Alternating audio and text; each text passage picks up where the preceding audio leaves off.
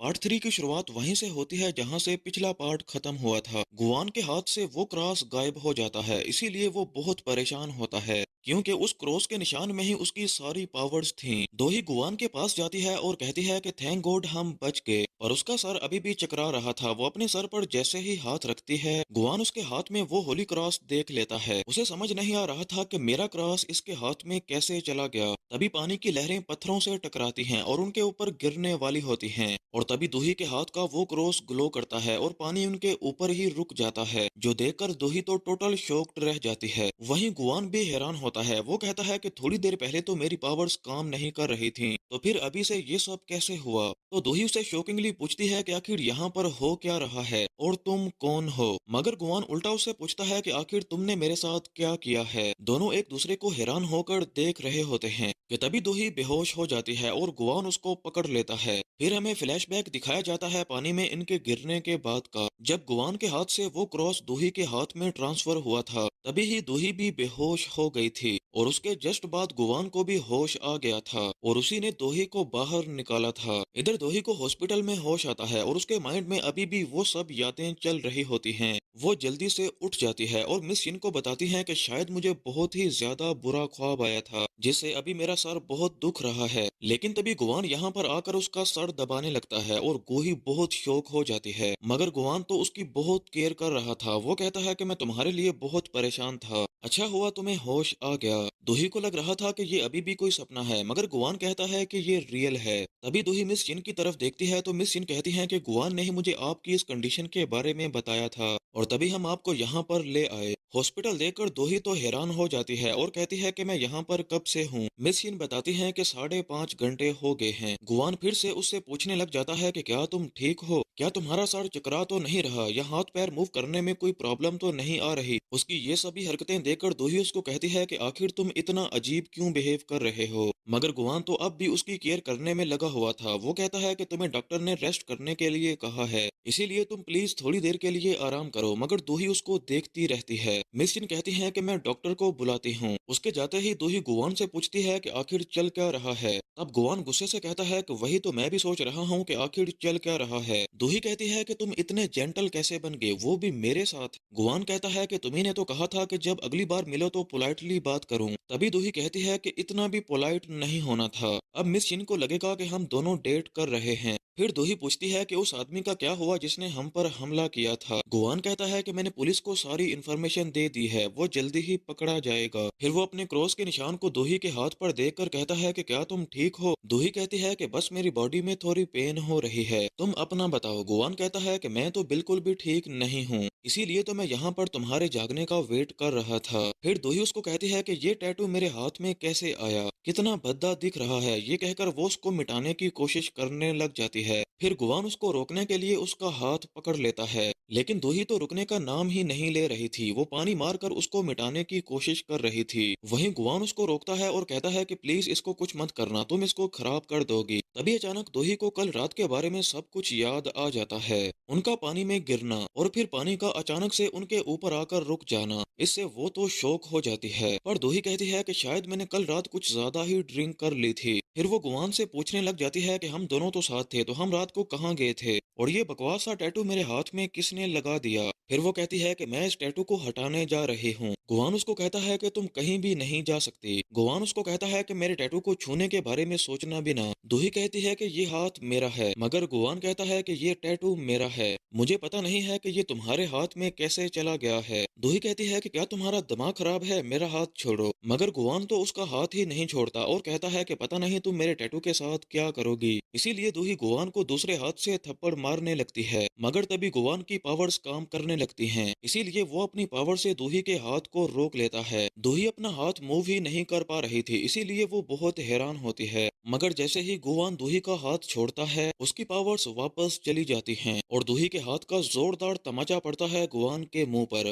जिससे गुआन तो दूर जाकर गिरता है। दूही कहती है कि मैंने इतना जोर से थप्पड़ मार दिया, ये कैसे हो सकता है? फिर गुवान उसको कहता है कि तुम्हारी हिम्मत कैसे हुई मेरा टैटू चुराने की, जबकि रात को मैंने ही तुम्हारी जान बचाई थी। मगर दूही कहती है कि क्या हुआ, मैंने क्या चुरा लिया। गुवान कहता है कि अच्छा ही होता अगर मैंने तुम्हें मरने के लिए छोड़ दिया होता। दूही कहती है कि तुम तो कल पानी में बेहोश हो गए थे और मैंने ही तुम्हारी जान बचाई थी और अब तुम मेरे ही हाथ का टैटू चाहते हो। ये दोनों यहाँ पर बहस कर रहे थे कि तभी मिस चिन डॉक्टर को लेकर आ जाती हैं। डॉक्टर दूही को चेक करता है और कहता है कि तुम बिल्कुल ठीक हो। ये बताकर डॉक्टर यहाँ से चला जाता है तो दूही गुवान को भी यहाँ से निकल जाने का कहती है, पर गुवान नहीं जाता और थोड़ी देर बाद यहाँ पर पुलिस वाले आ जाते हैं। वो उसे कुछ पूछताछ करने के लिए आए थे। अब गुवान को भी वो वहाँ पर देखकर वो दोनों के बारे में सवाल करने लगते हैं कि हमें पता चला कि आप दोनों साथ में थे और आपकी पहली मुलाकात एक डेट से हुई थी। क्या इसके बाद आप दोनों शादी करने वाले हैं? ये सुनकर दोनों साथ में चिल्लाकर नहीं का जवाब देते हैं। दूही कहती है कि मुझे शादी करने में कोई भी इंटरेस्ट नहीं है। गुवान कहता है कि मैं सारी जिंदगी सिंगल रहा हूँ और हमेशा रहना चाहता हूँ। तो मिस चिन पुलिस वालों को कंफर्म करती है कि हाँ, ये दोनों डेट पर ही मिले थे और तभी गुवान के फोन में एक अलर्ट मैसेज आता है, किसी का कॉन्ट्रैक्ट खत्म होने वाला है, यानी कि उसे अब उस आदमी की सोल को लेने जाना था।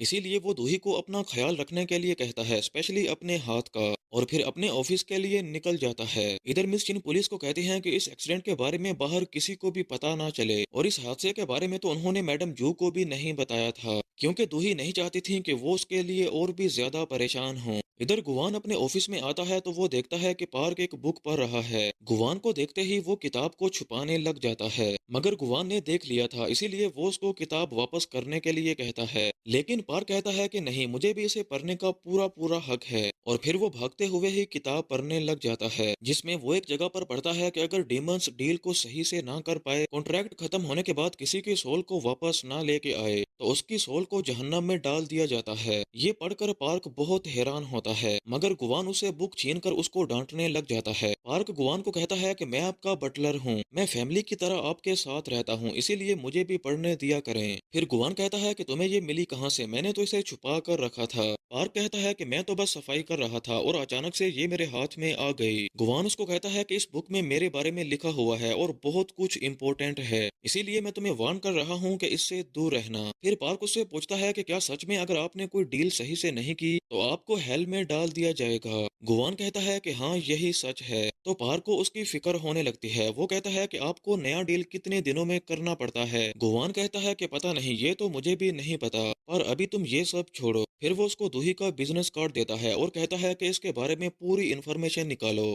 पार्क कहता है कि ये लड़की है कौन और आपको इसके बारे में इतना सब क्यों जानना है। गुवान उसको गुस्से से देखने लग जाता है। पार्क कहता है कि कहीं ये आपकी कल वाली डेट तो नहीं है जिसकी वजह से आप अपना फेवरेट केक नहीं खा पाए थे। गुवान कहता है कि ये चोर है। तो पार्क मजाक में कहता है कि अच्छा, इसने आपका दिल चुरा लिया। गुवान गुस्से में पार्क को सजा देने लगता है जब वो अपनी पावर्स का यूज करने लगता है, मगर तभी उसको याद आता है कि वो तो अपनी पावर्स का यूज ही नहीं कर पा रहा, इसीलिए वो अपना हाथ जल्दी से नीचे कर लेता है। पार्क ने नोटिस कर लिया था कि उसके हाथ से वो निशान गायब हो चुका है, तो उससे पूछता है कि क्या कुछ मिसिंग है। गुवान बहाने मारने लगता है और कहता है कि कुछ भी नहीं है, लेकिन पार्क कहता है कि आपका टैटू कहाँ गया और आज आप इतना अजीब क्यों लग रहे हैं। गुवान अपनी नजरें चुराते हुए कहता है कि अबे जा ना, सब कुछ ठीक है। पार्क को शक हो गया था, इसीलिए वो टेस्ट करने के लिए पानी उठाकर गुवान के ऊपर फेंकता है। गुवान चुटकी मारकर उसको रोकने लगता है, मगर उसकी तो पावर्स ही चली गई थीं, जो देखकर पार्क भी हैरान हो जाता है कि अगर आपके पास पावर्स नहीं हैं तो फिर आप काम भी नहीं कर पाएंगे और आपको हेल में जला दिया जाएगा।